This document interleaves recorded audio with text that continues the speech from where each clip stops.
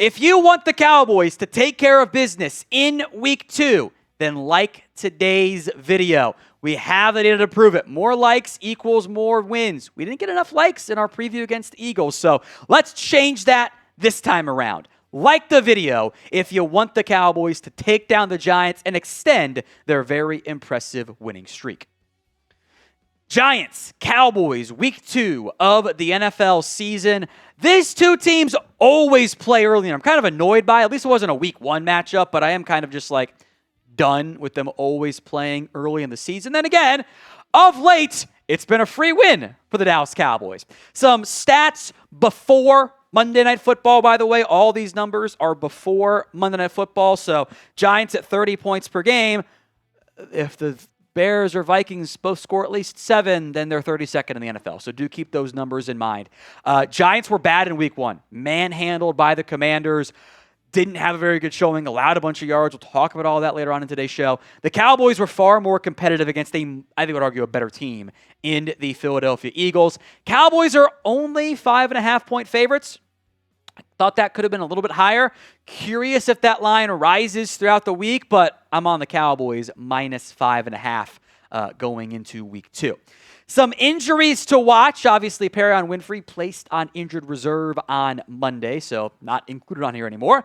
Malik Hooker didn't have a practice in a not real practice day. A sore toe is what ESPN's Todd Archer called it, so we'll monitor that one.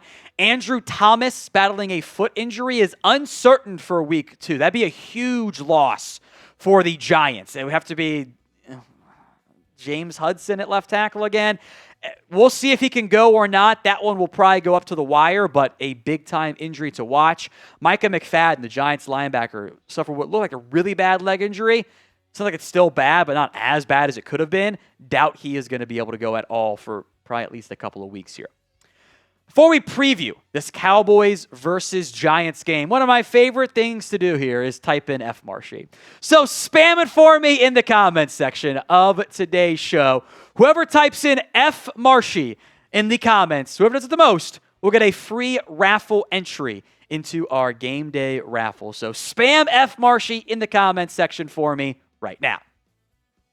Let's talk keys to victory here. Number 1, have your quarterback dominate the Giants as he has done for 13 straight starts. Like, he has been incredible in general against the NFC East, but especially against the New York Giants. He's 13-2.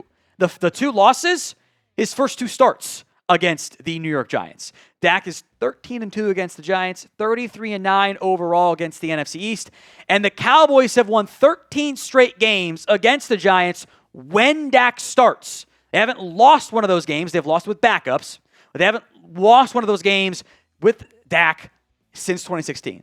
That includes the Dak ankle injury game, which would have been a win anyway. Would have been an easier win if Dak hadn't gotten hurt because Dalton almost blew it, but rallied in the end.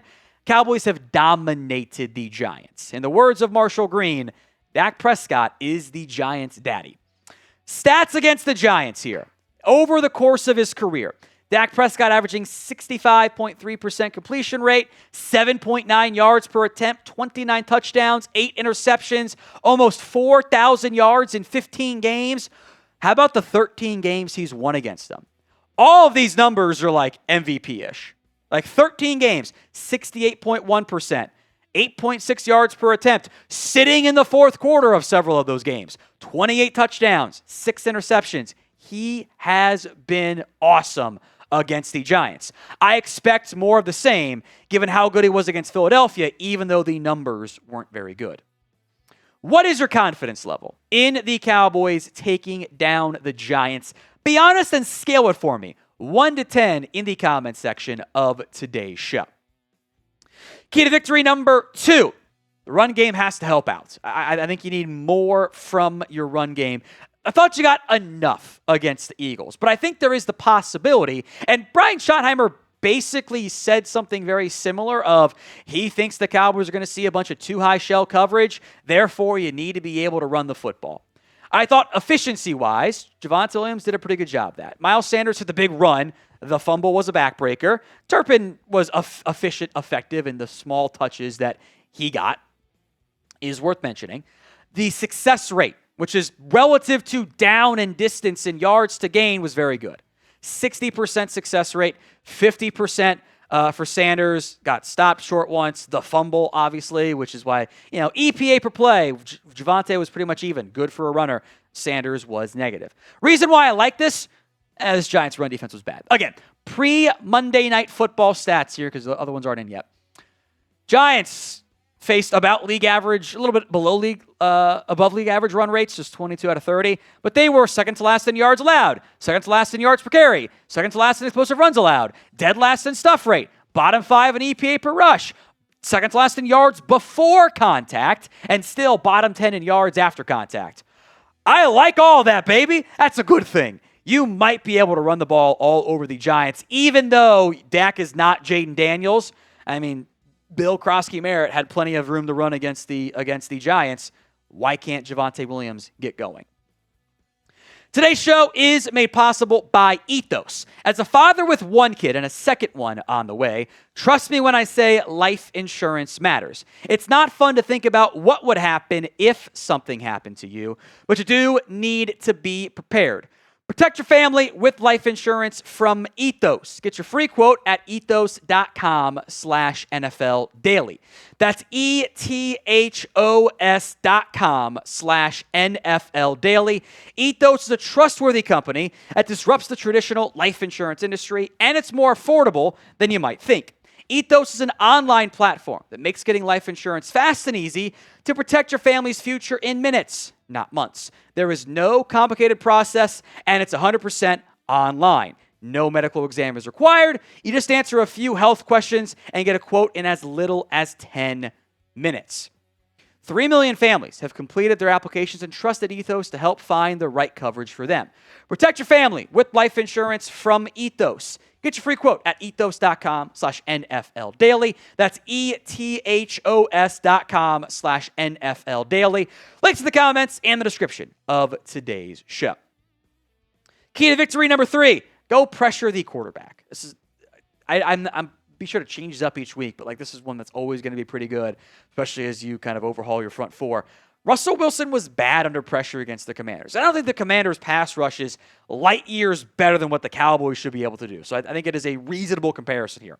5 of 16, 51 yards, a couple of sacks, a horrible 18.2 success rate. Dak dealed, sort of hurts, by the way, when pressured. Russell Wilson did not. Seems like it matters. In fact, again, going into Monday Night Football, the pressure rates allowed, Giants were 4th at 48.9% of the dropbacks. That's bad. 22 pressures in total. There's some sacks, some scrambles mixed in there, of course, with Russell Wilson's stats. The Cowboys were 6th pre-Monday Night Football in pressure rate, 42.4%, with 14 total. I don't know. That sounds pretty good to me. If you can finish those pressures into sacks, that's how you win football games. That's how your defense, maybe not 40-0 again, but takes care of business. Give me your score predictions of the Cowboys against the Giants. Let me know in the comments of today's show. I'll get to my score prediction at the end of today's video. Number 4 is you need CeeDee Lamb to bounce back. This is, I would argue, your best player. Apologies to some other guys on your roster, but I think if you're picking the best player on the Cowboys, I think CeeDee Lamb is the correct answer here. The drops can't happen. You can't have, especially in general, be in the moments. I need my best players to deliver at their best in the biggest and brightest moments. Unfortunately, Lamb did not do that. Now, the good news is he's torched the Giants in the past. And I would very much anticipate something similar. In 10 games played, even though it hasn't always been Dak Prescott out there as the quarterback, 88 targets, 61 catches, 859 yards. That's 14.1 average. In total, 5 touchdowns. I think he is an awesome player. They were playing Andrew Phillips a bunch in the slot. They were trying out Cordell Flott a little bit at corner. There was a lot of Paulson Adebo. Deonte Banks is just hardly playing for the Giants. He's essentially been benched. I don't think there is a corner on the Giants that can hang with CeeDee Lamb. He got Quinyon Mitchell a few times. No one can hang with Lamb. He should torch New York. Now, if you want even more Cowboys coverage, like our watch parties for the Cowboys-Giants game, live at least an hour and a half before kickoff, don't miss out. Hit that sub button, youtube.com/@CowboysTV. Final key to victory? Maybe a cop-out, maybe not. Hey, don't get outcoached. Like, you shouldn't, with the way the job that Brian Daboll's done, I have some question marks there. Don't let them outcoach you and get yourself into trouble because you weren't good enough. This should be a game in which Brian Schottenheimer can showcase he is worthy of being an NFL head coach. You know, I wasn't sure you're going to be able to outcoach the Philadelphia Eagles. Times I felt like you did. Not always, but at times. I need a good game from Brian Schottenheimer. Like, you should deliver on the stuff that we liked in week one and keep it going. That's big for me. I do need that good game from Brian Schottenheimer. That's going to be Brian Schottenheimer against Shane Bowen, who is the Giants defensive coordinator, who is not bad, but he's not like unbeatable. This is not a Shoddy versus Brian Flores moment, right? Like, this is a matchup that I think you can certainly win. After that, it's Matt Eberflus against Mike Kafka. Kafka is reportedly calling the plays, by the way. Again, I think that is a winnable matchup. Or even if it's tied, you have more talent. I'm not always going to get to say the Cowboys are the more talented team. I think they absolutely are the more talented team this week. So hopefully that shows. Otherwise, it would be a little bit disappointing. As promised, my score prediction. I like the Cowboys to cover in this one, take a lead, and just kind of grind out the clock on the ground. 27-13 is my score prediction. This one, the spread, as we mentioned, is 5.5. I like the Cowboys to win and cover against the Giants.